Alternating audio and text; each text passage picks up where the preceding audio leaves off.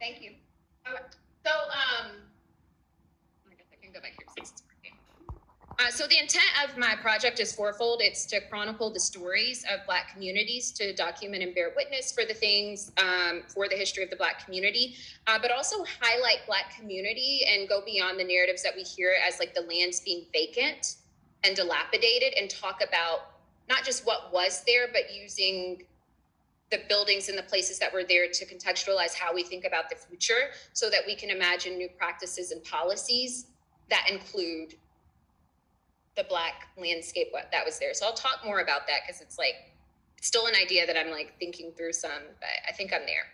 So this is thanks to Carrie Mitchell, who is my partner in this work, the founder of Dallas Free Press, who published my articles. We came together over the pandemic with this idea and worked on it, and she's just been an awesome collaborator, but it's published on their site. And I have an email address, history@Dallas Free Press, that I have not been checking, but she diligently asks me every week. And so if you send an email, I will eventually get back to it. And so that was the prior slide was our work that was published. And then Sharon Grigsby from the Dallas Morning News, after my article's published in Dallas Free Press, sent a note and said, "Hey, Amber, I want to run the article about this." And it says, "School sat on future Kroger site." And I just want to also say that B.F. Durrell was closed in 1969. And one of the things that I didn't realize, that I didn't say, I think I said that the school was torn down in 1971. It actually wasn't. It festered there for a while in the state that it was in. And I'll get to that.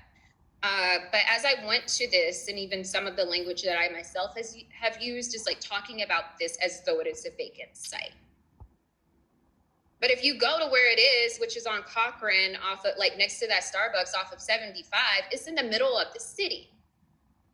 And so I also want us to challenge this idea about when we see things that are in the middle of a place, especially like Dallas, it's very developed, about talking about spaces as though they are nothing.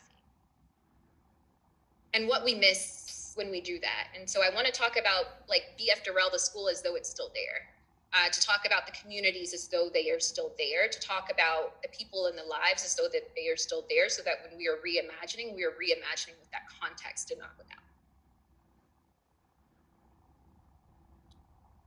And think about the ways in which we allow that to happen, but the ways in which it continues to happen, the afterlife of, we're saying, a slew of